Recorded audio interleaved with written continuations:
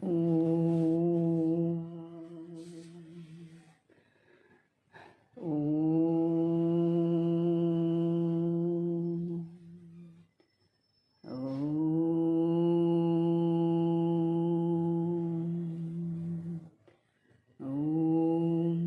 सहनावतु सहनौ भुनक्तु सह वीर्यं करवावहै तेजस्विनावधीतमस्तु मा विद्विषावहै। ॐ शान्ति शान्ति शान्तिः। गुरुर्ब्रह्मा गुरुर्विष्णु गुरुर्देवो महेश्वरः गुरुरेव परं ब्रह्म तस्मै श्री गुरवे नमः। ॐ पार्थाय प्रतिबोधितां भगवतां नारायणेन स्वयं व्यासेन ग्रथितां पुराणमुनिना मध्ये महाभारतम् अद्वैतामृतवर्षिणीं भगवतीम् अष्टादशाध्यायिनीम् अम्ब त्वामनुसन्दधामि भगवद्गीते भवद्वेषिणीम्। नमोऽस्तु ते व्यासविशालबुद्धे फुल्लारविन्दायतपत्रनेत्र येन त्वया भारततैलपूर्णः प्रज्वालितो ज्ञानमयः प्रदीपः प्रपन्नपारिजाताय स्तोत्रवेत्रैकपाणये ज्ञानमुद्राय कृष्णाय गीतामृतदुहे नमः। सर्वोपनिषदो गावो दोग्धा गोपालनन्दनः पार्थो वत्ससुधीर्भोक्ता दुग्धं गीतामृतं महत्। वसुदेवसुतं देवं कंसचाणूरमर्दनं देवकी परमानन्दं कृष्णं वन्दे जगद्गुरुं कृष्णं वन्दे जगद्गुरुम्।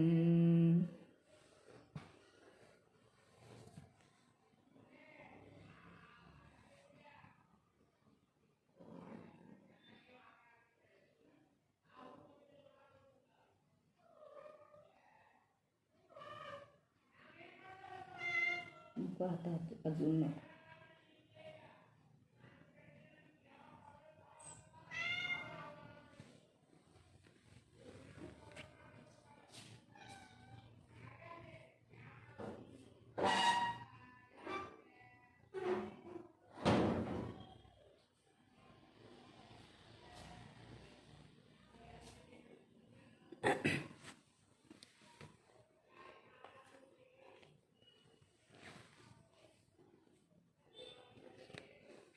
चौदावा श्लोक सांगतोय, यदा सत्वे प्रवृद्धे तु प्रलयं याति देहभृत् तदोत्तमविदान् लोकान् अमलान् प्रतिपद्यते। यदा सत्वे सत्वगुण प्रवृद्ध म्हणजे प्रबळ असताना, सत्वगुणाचं आपल्यावर प्रभाव असताना, जर बघा आता हा वेगळा हे चालू झालेला आहे विभाग. आतापर्यंत असं होतं सत्व कोणतेही गुण आपल्याला बांधतात कसे, त्यांच्या लक्षणांसह ते आपल्याला बांधतात कसे. तर त्याच्या पुढचं आता असं आहे की हे तीनही गुण असता, एकेका गुणाचं प्राबल्य असताना जर तो शरीरधारी मृत्यू पावला तर काय होतं? त्या गुणाचा प्रभाव वेगळा असा दिसतो का? हा प्रश्न आहे. मग आता सांगितलंय, आता ह्याच्यात लक्षात ठेवण्यासारखं आहे सगळं. आधी आपण हे पाहिलं की सत्वगुण असताना सत्वगुणाची लक्षणं काय? तर सुखशांती समाधान आणि ज्ञान देतो, तो सूक्ष्म बुद्धी करतो.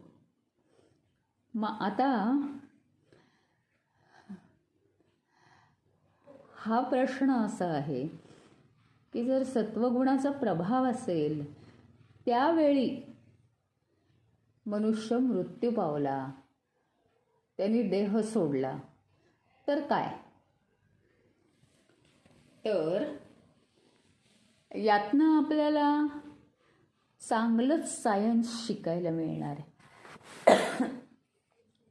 खरं म्हणजे हे रिपीट झालेलं आहे. एक पहिली गोष्ट पहिल्या अध्यायात अनेक वेळा सांगितलं मी मध्ये मध्ये की पहिल्या अध्यायात भगवंतांनी आपल्याला सांगितलं हा मानवाचा प्रवास कसा चालू झाला. तर मानव हा काही नुसता चालू शकत नाही ना. मुख्यतः हा आत्मतत्व, हे आत्मतत्व लाखो मैलांच्या प्रवासाला निघालेलं आहे आणि तो लाखो देह धारण करतो प्रवासात या. आणि देह निकामी झाले की ते टाकून देतो आणि दुसरे देह धारण करतो. अंदाजे 100 वर्षांच्या कालावधीनंतर देह बदलतो. आणि असं करत करत देह असो धारण केलेले त्यांनी का त्यांनी देह टाकून दिलेले असो, त्याला काही फरक पडतोय का? ट्रेनमध्ये माणसं चढली आणि माणसं उतरली, ट्रेनला काही फरक पडतोय का तिचा? त्याच्यासाठी तर आहे ती ट्रेन. चढणं उतरणं. कोणीच चढलं नाही, कोणीच उतरलं नाही, म्हणजे काही सांगू शकत नाही, नियम नाही त्याला. पण ट्रेन कशासाठी आहे? चढण्यासाठी, उतरण्यासाठी आणि प्रवास चालू ठेवण्यासाठी. त्याप्रमाणे शरीर धारण करणे, शरीर सोडून देणे आणि प्रवास चालू ठेवणे लाखो मैलांचा. यातनं आपल्याला शिकायला काय मिळतं माहिती का? आता आपल्या अध्यायाशी त्याचा संबंध कसा आहे, तर यातनं एक मोठी गोष्ट शिकायला मिळते. ती म्हणजे जीवन हे कंटिन्यू आहे. कंटिन्यू आहे म्हणजे काय? जीवन मृत्यू, जीवन मृत्यू, जीवन मृत्यू. हे परमात्म्याला सगळं एका पाठोपाठ एकच आहे. काही नाही, लाईन आहे ती, लिंक आहे. त्यात त्याला फरक पडत नाहीये. आणि आपल्याला जर ज्ञान झालं तर आपल्यालाही फरक पडायला नको. आता हे मग असं का दिलेलं आहे आपल्याला? का सांगितलं आहे की जीवन म्हणजे नुसतं आत्ता दिसणारं हे 100 वर्षांचं आयुष्य आहे का? तर नाही. आपण आपली पैशाची मिळकत 100 वर्षांसाठी ठेवायला बघतो, परंतु आपण इतर जी मिळकत आहे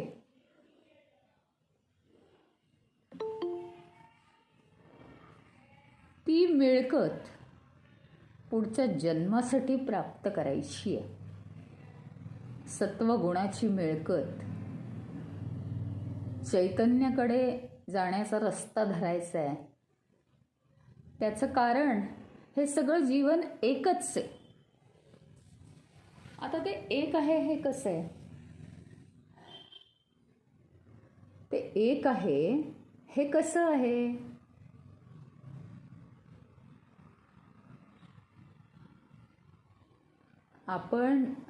आपल्याला देह आहे तोपर्यंत आपण जे जे काही कमावलेलं आहे, काय काय कमावलंय? ज्ञान कमावलंय, सूक्ष्म बुद्धिमत्ता केली आहे, सुख कमावलंय, शांती कमावली आहे. हे सगळं कमावलेलं आहे आणि मृत्यू आला आपल्याला तर काय झालं? काहीच नाही झालं. ते सगळं जसंच्या तसं आहे. कारण ते सूक्ष्म शरीरामध्ये मोडतं. स्थूल देह फक्त निघून जातो, सूक्ष्म शरीर तसंच राहतं. मग सूक्ष्म शरीरामध्ये जे जे आपण कमावलेलं आहे ज्ञान, ते ज्ञान सूक्ष्म शरीरामध्ये ट्रान्सफर होतं, म्हणजे ते तिथे राहतं आणि त्याला देह प्राप्त. आता इथे महत्वाचं आहे की पुढचा जो देह प्राप्त व्हायचा असतो, या देह नसलेल्या शरीरात, सूक्ष्म शरीरामध्ये, सूक्ष्म शरीरच म्हणायचं त्याला, देह नसलेलं सूक्ष्म शरीर, त्याच्यामध्ये आता जे जे आहे त्या त्या परिस्थितीनुसार त्याला सुटेबल देह ॲटोमॅटिक मिळतो. ही या विश्वाची निर्मिती आहे. काही परमेश्वर कोणता तरी आणून त्याला ते देत नाही, तो देह बसवून देत नाही, काही नाही. ॲटमॉस्फिअर, वातावरणामध्ये जे जे काही आहे ते ते त्याला येऊन चिकटतं त्याच्या योग्यतेप्रमाणे. म्हणजे आता आपण देहधारी असताना जे काही मिळकत केलेली आहे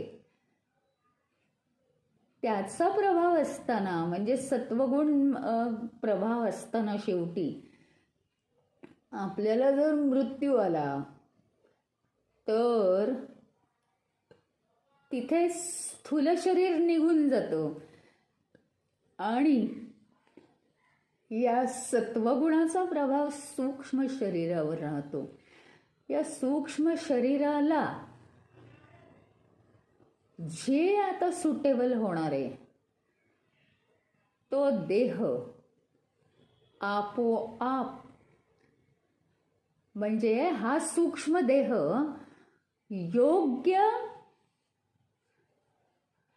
योग्य स्थूल देहाच्या ठिकाणी जाऊन चिकटणार आहे. सूक्ष्म देहच जाईल. तो आता देहाच्या शोधात आहे.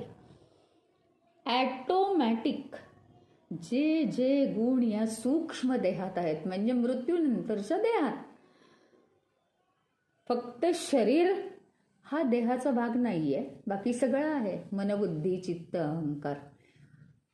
आणि तो तिथे वाट बघतोय की आपल्याला सुटेबल असं योग्य शरीर आपण कुठे धारण करू शकू. याच्यावर पुढचा जन्म अवलंबून आहे की नाही आपला. आणि म्हणून आपले विचार कधीच वाईट करायचे नसतात.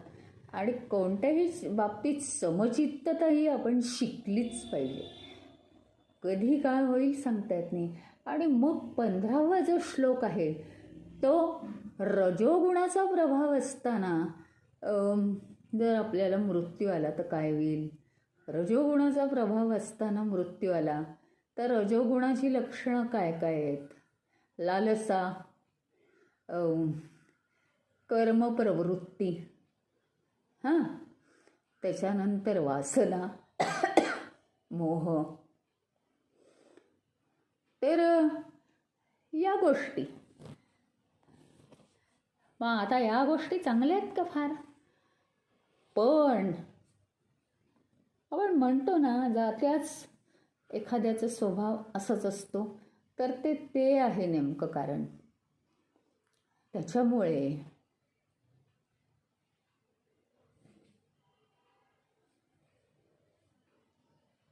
असं आहे की आपल्याला एकदा ही थिअरी समजली की देह असताना तर आहेच, पण ज्यावेळी आपला देह जातो, तो काय देह एकदम जाऊ शकतो, परंतु त्यावेळी जे मनात मेंटेन करायचं आहे, आपण याच्यावर पुष्कळ आधी विचार केलेला आहे. शेवटचा दिस गोड व्हावा म्हणजे काय? शेवटचा विचार जिथे आपला जाणार आहे तिथे आपण पोहोचणार आहोत. त्याचं कारण हा देह जरी नाहीसा झाला तरी सूक्ष्म देहामध्ये आपला विचार जातो आणि त्याप्रमाणे ते वातावरण निर्माण होऊन तशाच पद्धतीचं देह ते डिमांड करतो. मग असा लालसी, मोहित, वासनायुक्त असा जर देह आपल्याला मिळाला तर कसं होईल?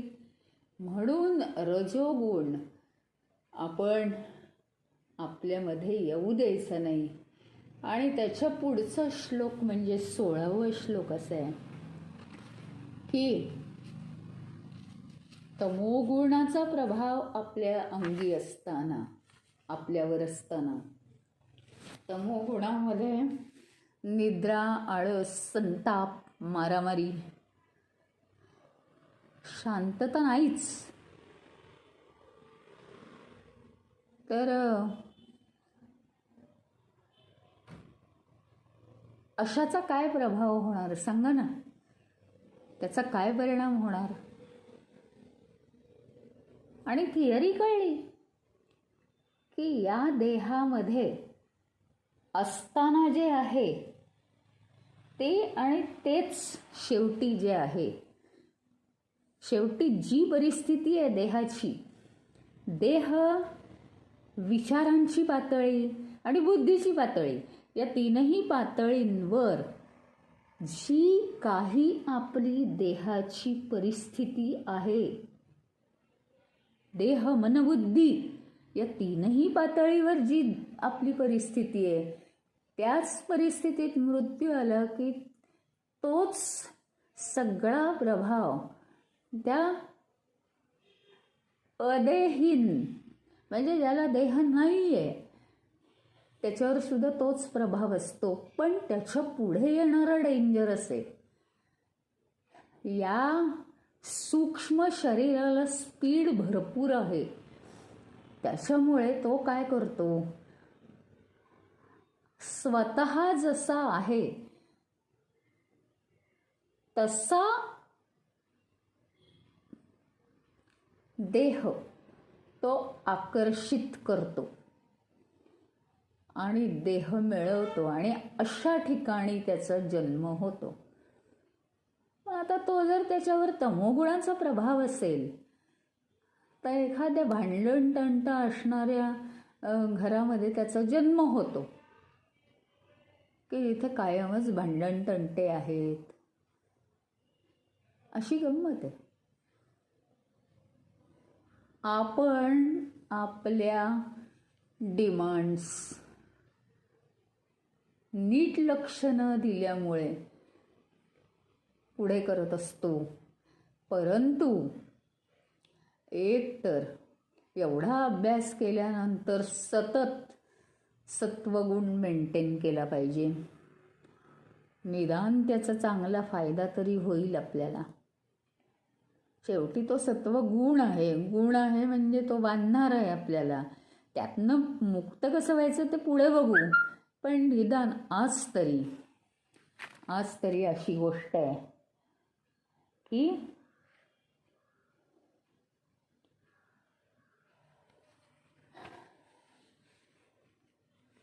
आपण सत्वगुण मेंटेन केला पाहिजे. आणि 16व्या श्लोकामध्ये असं सांगितलं गेलंय नाही, 15व्या श्लोकात दोन्ही रजोगुण तमोगुणांचं दिले आणि 16व्या श्लोकामध्ये सगळ्याची रिव्हिजन केली आहे. सत्वगुणाचं प्राबल्य असता मृत्यू आला तर काय, रजोगुण तमोगुणाचं प्राबल्य असताना मृत्यू आला तर काय.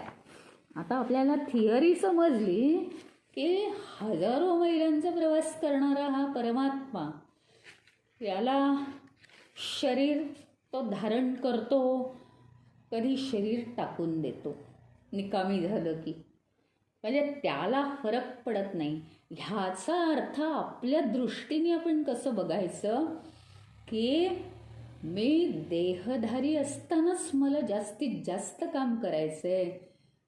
देहधारी मध्ये जी परिस्थिती असेल त्या परिस्थितीत मृत्यू आला तर तो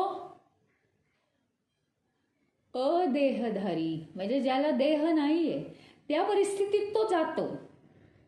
आणि सूक्ष्म देह हा स्थूल देहापेक्षा जास्त भराभर काम करतो आणि तो सूक्ष्म देह आता त्याच्याकडे असलेल्या परिस्थितीनुसार तो पुढचं देह मिळवतो.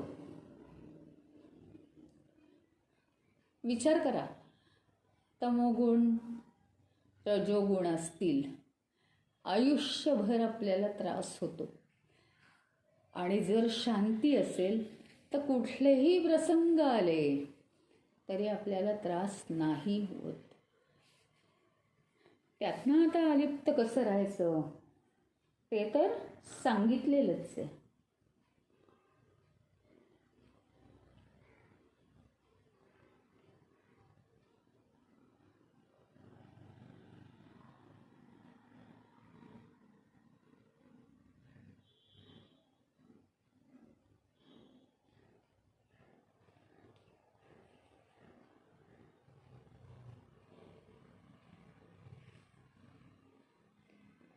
परत एकदा एक रिव्हिजन केली आहे परत 17व्या श्लोकात. सत्वात् संजायते ज्ञानम रजसो लोभ एव च प्रमाद मोहौ तमसो भवतो ज्ञानमेव च. म्हणजे या गुणांपासून काय मिळतं, काय निर्माण होतं. सत्वगुणापासून ज्ञान आपल्याला माहिती झालं आहे, ते आधी दिलेलं आहे त्यांनी, परंतु भगवंत काय करतायत, रिवाईज करून घेतात आपल्याकडनं. सत्वगुणापासून ज्ञान मिळतं, रजोगुणापासून लोभ, भ्रम, मोह, अज्ञान, तमोगुणापासून अज्ञान उत्पन्न होतं. आणि म्हणून आता तुम्ही सिलेक्ट करायचं आहे, काय करायचं आहे ते.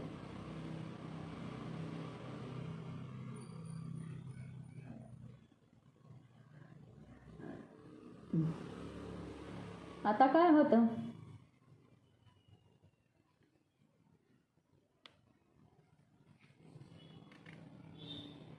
हां, आता या तीन गुणांच्या प्रभावामुळे लोक कसे कसे घडतात, नेमकं काय होतं. ऊर्ध्वं गच्छन्ति सत्त्वस्थाः मध्ये तिष्ठन्ति राजसाः जगन्या गुणवृत्तिस्था अधो गच्छन्ति तामसाः. ऊर्ध्वं गच्छन्ति सत्त्वस्था आपल्याला कळतात शब्द. मध्ये तिष्ठन्ति राजसाः आणि तिसरं अधो गच्छन्ति तामसाः. म्हणजे जे ऊर्ध्वगतीला जातात, उदात्त विचार ठेवतात आणि ज्ञानाचा त्यांच्यावर प्रभाव असतो, ते कुठे असतात.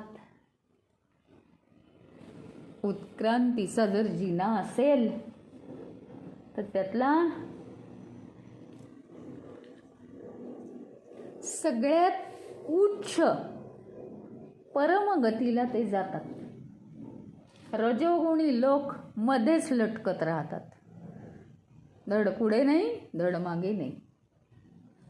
आणि तमोगुणी लोक निश्चितच अधोगतीला जातात. त्यातनं ते पुन्हा वर येणं कठीण आहे. त्यामुळे आपला अभ्यास पाहिजे.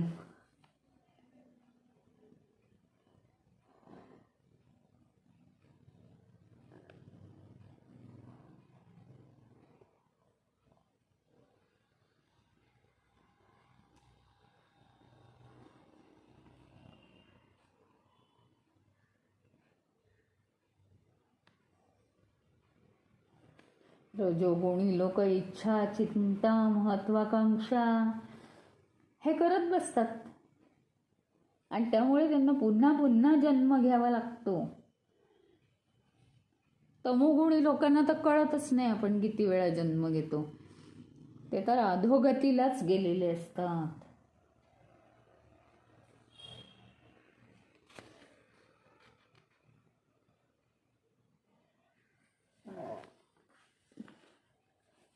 शेवटी काय आहे, सगळ्याचा समारोप चालू आहे. मला वाटतं 19व्या श्लोकापासून आपण काल घेतलं होतं. नान्यं गुणेभ्यः कर्तारं यदा द्रष्टानुपश्यति गुणेभ्यश्च परं वेत्ति मद्भावं सोऽधिगच्छति.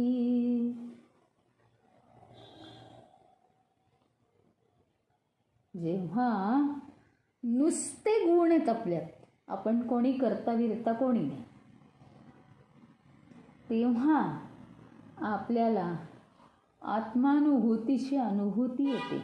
म्हणजेच आपण देहभान विसरतो, अहंकारापासून दूर राहतो.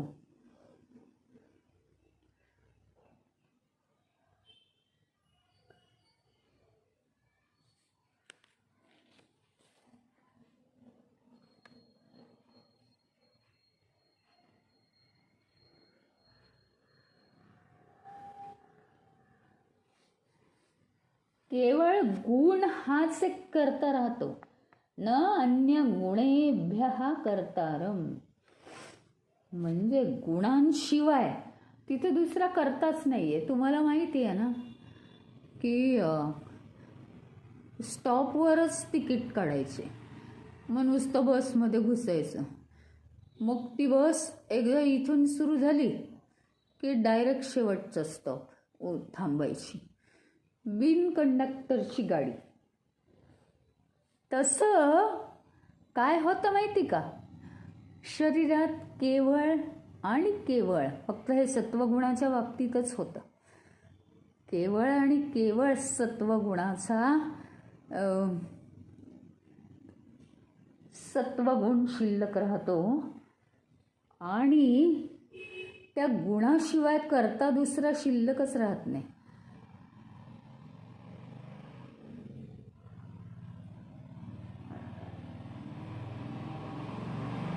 केवळ गुण म्हणजे आता सत्वगुण घेतला तर केवळ ज्ञान एवढंच राहतं.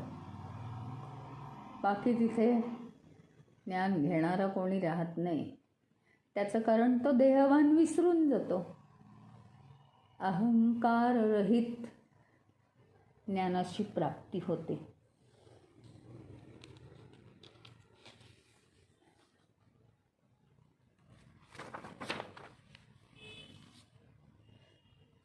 काल किती श्लोक झाले होते?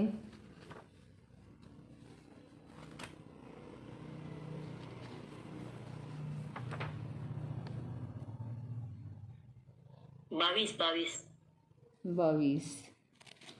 बरोबर. अर्जुन विचारतो ना, 3 गुणांच्या पलीकडे गेलेला मनुष्य तो गुणांच्या पलीकडे कसा जातो?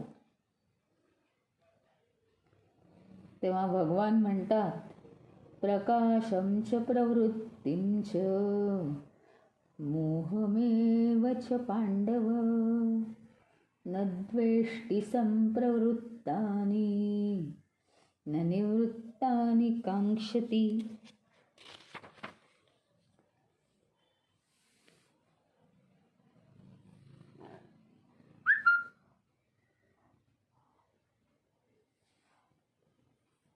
हे मला वाटतं काल आपण बघितलं होतं की गुणाचा प्रभाव त्याच्या समजा सत्वगुणाचा प्रभाव असेल.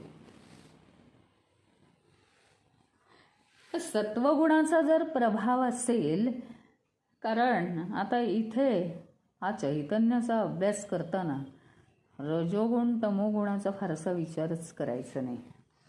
तर सत्वगुणाचा प्रभाव असेल तर हे गुण काय करतात आपल्याला, आपण आधीच शिकलो. हे गुण बांधतात. आता हे गुण जर बांधतात आपल्याला तर आपण मुक्त आहे का? नाही. मग या गुणांपासून अलिप्त कसं व्हायचं हा अर्जुनाचा प्रश्न आहे. म्हणजेच तो गुणांच्या पलीकडे कसा जातो. सतत गुण येतात, गुणांचं अस्तित्व आपल्यामध्ये असतं, पण ते गुण त्याला बांधू शकत नाहीत. आपण बघितलं होतं की नाही, गुण जरी चांगले असले तरी ते मात्र आपल्याला बांधतात केवळ अहममुळे. मग तो गुणांच्या पलीकडे कसा जातो या अर्जुनाच्या प्रश्नाला उत्तर देत असताना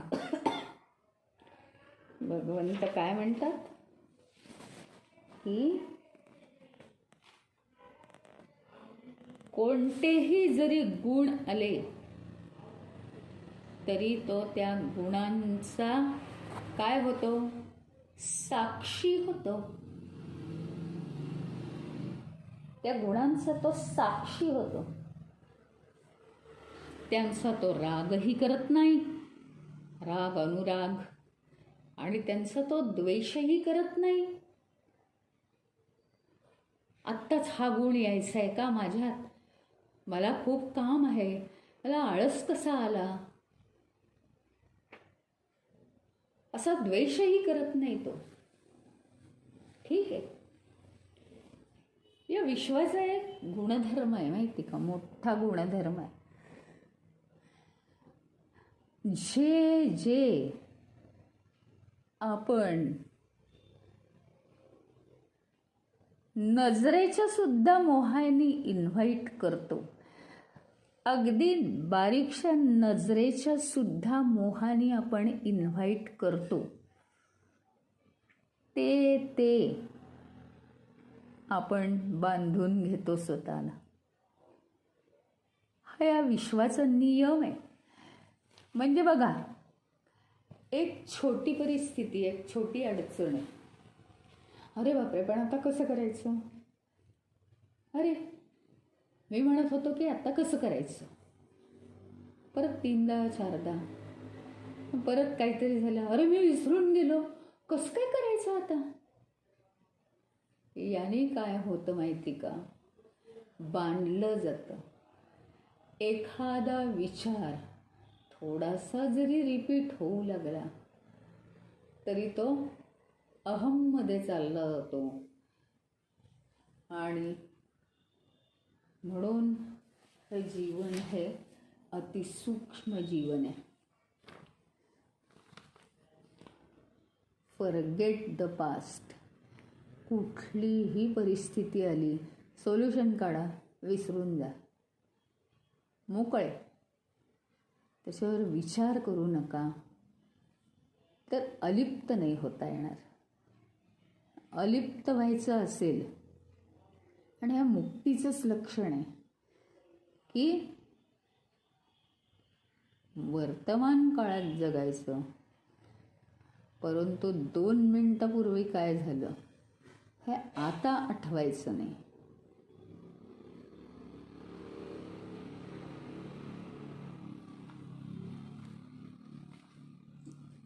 अशा रीतीने महत्त्वाचा आता ह्याच्यात प्रिन्सिपल काय आहे माहिती का, की ज्या गोष्टीला आपण इन्व्हाइट करतो ह्याचा अर्थ किंचित बरं जरी वाटलं ती वस्तू पाहून, तो विचार पाहून, तरी ते इन्व्हाइटच झालं. आणि इन्व्हाइट करू ते आपल्याला बांधलं जातं. याच्या उलट ज्या वस्तूला आपण फेस करतो, म्हणजे साक्षीभावाने त्याच्याकडे बघत राहतो, काय आहे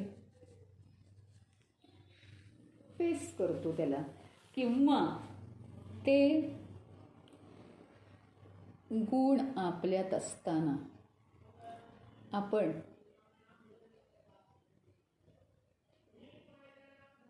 अलिप्त राहून त्याला पाहत राहतो.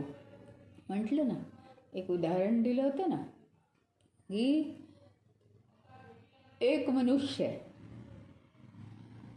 चांगलं नटून थटून येतो, जब्बा पायजमा घालतो, फंक्शनमध्ये जातो आणि जेवतो, बिनबुलाये मेहमान.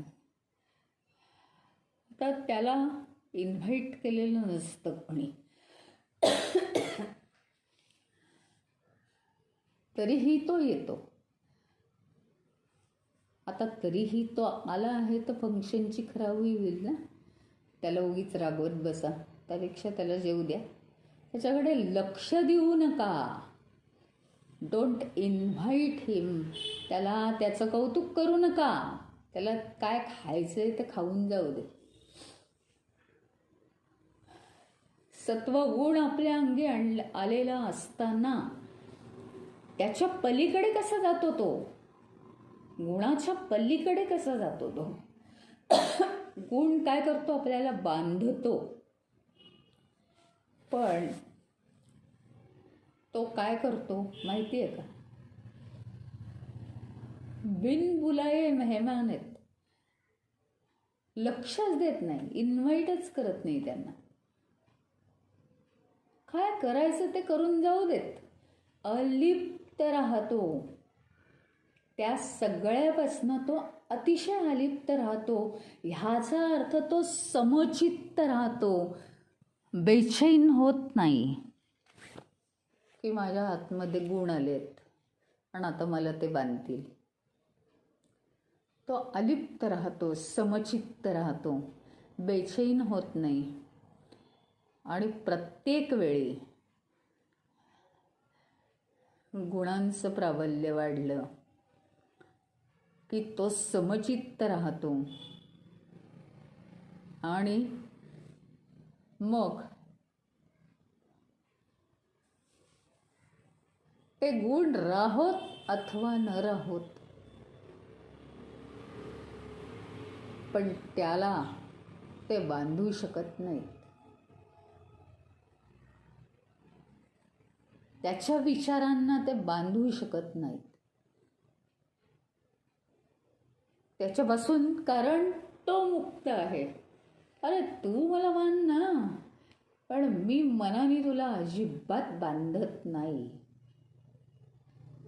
मी तुला मनाने बिलकुल बांधत नाही.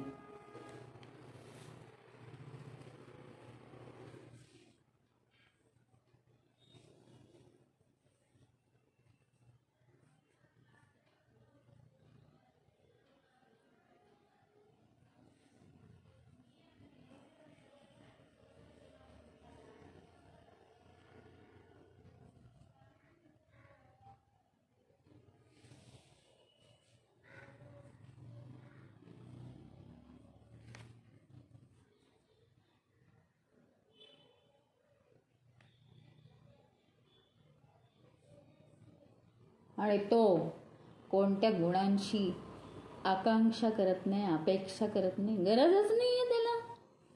त्याला गुणांची गरज नाही. त्याला आता मुक्त व्हायचं आहे, कशाचीच गरज नाही आहे त्याला.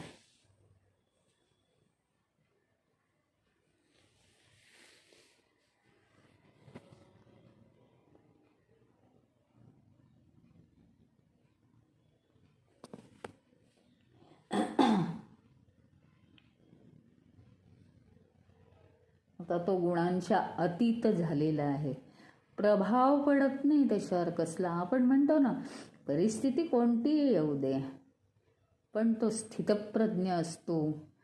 तसंच त्याचप्रमाणे त्याचा कोणत्याही गुणांचा प्रभाव येऊ दे, पण तो समचित्त असतो.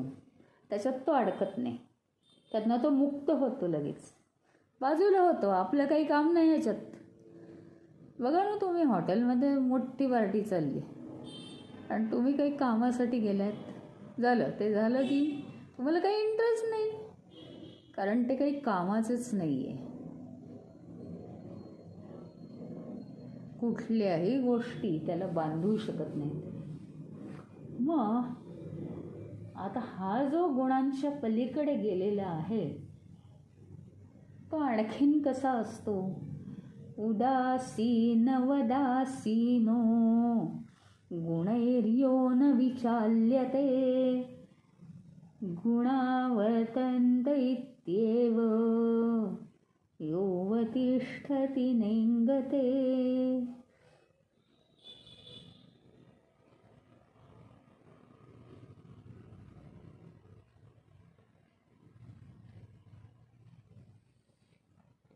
असा जो कशानेही विचलित न होणारा, समचित्त असणारा, गुणांकडून तो विचलित होत नाही.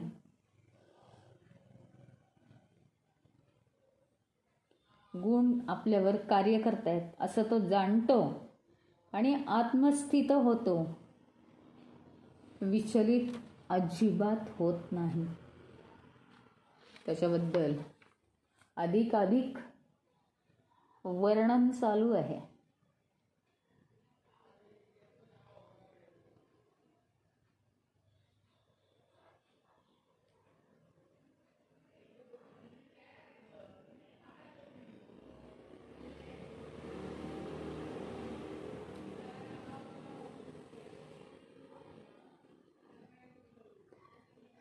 बघा तुम्ही, हे चैतन्य प्राप्त करून घेणं, परमशांती येते म्हणून घ्यायचे.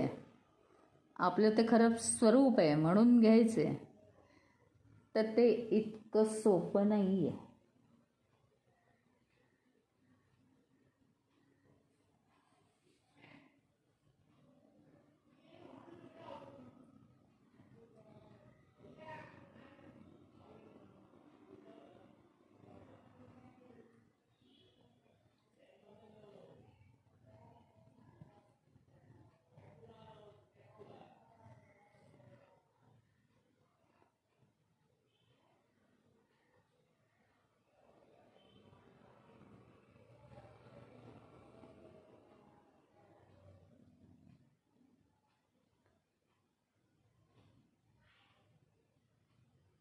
त्याला सगळं समजून जातं की हा सगळा जीवनाचा खेळ जो आहे तो चित्रपटगृहातला खेळ आहे.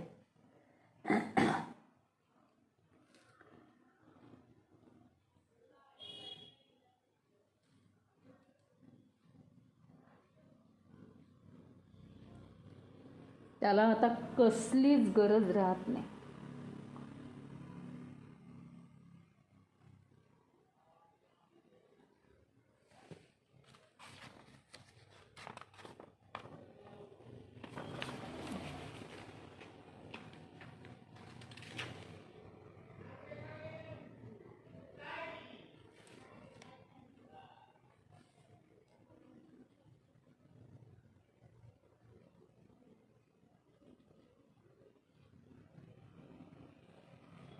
आपल्याला एक गोष्ट माहिती आहे ना, चंदन जितकं उगाळू, चंदन जितकं उगाळू तितकं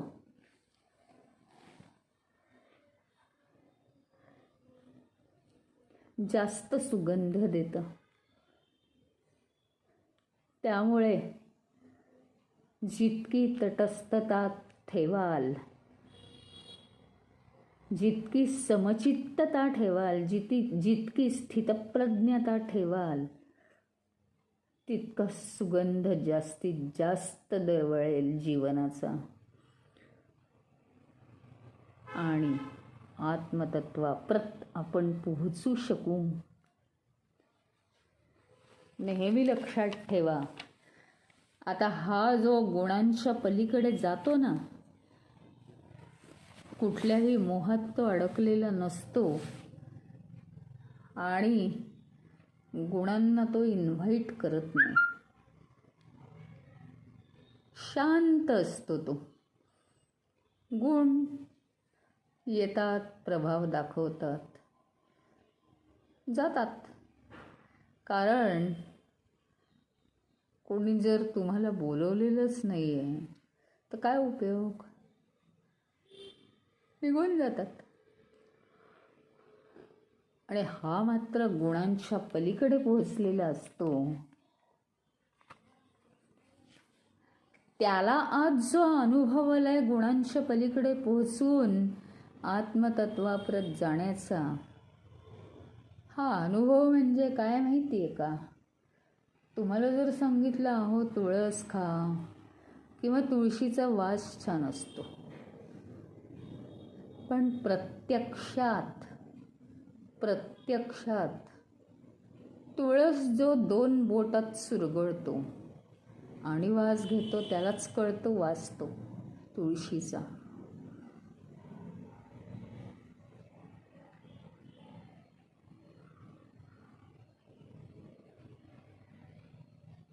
सगळं काही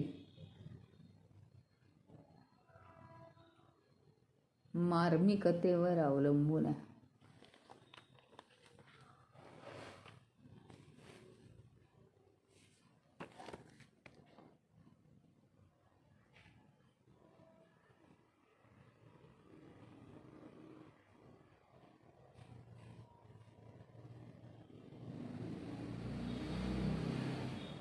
असा मनुष्य कशाही पासून गुणैर्योन विचाल्यते, गुणांपासून सुद्धा विचलित कधीच होत नाही. जगातलं जे चांगलं वाईट आहे त्याच्या तो पलीकडे गेलेला असतो. त्याला ते अनुभव आठवण्याची गरजही येत नाही.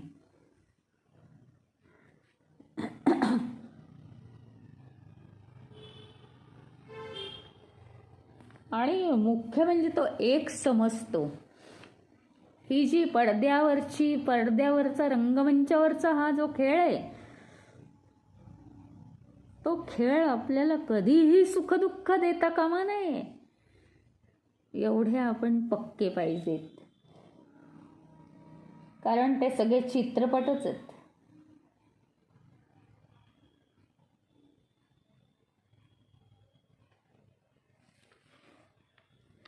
अनुभव सुद्धा आत्मप्राप्तीचा अनुभव येऊ लागले तर तो कधीही डिस्टर्ब होत नाही. कारण तो समजतो त्यापूर्वी सगळा मनबुद्धीचा खेळ होता आणि आज तो खेळ संपलेला आहे.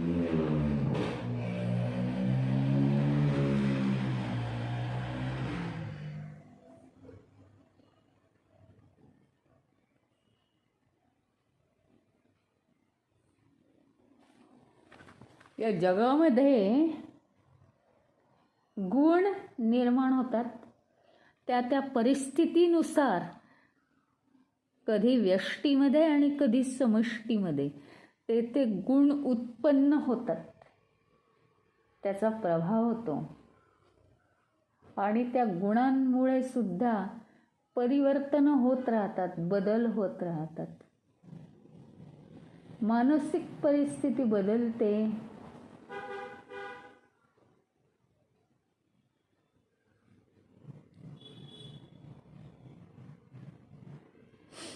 परंतु खरा जो ज्ञानी असतो तो परिवर्तनांच्या मागची प्रक्रिया काय आहे ती जाणून घेऊन तो पूर्णपणे त्याच्यापासून अलिप्त राहतो.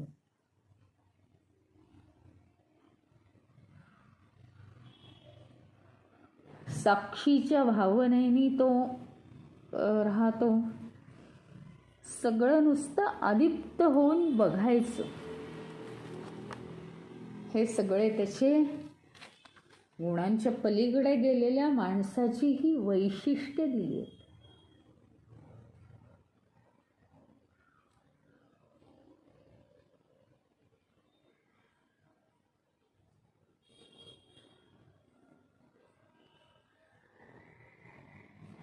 आता उद्या 24व्या श्लोकावर आपण बोलूया.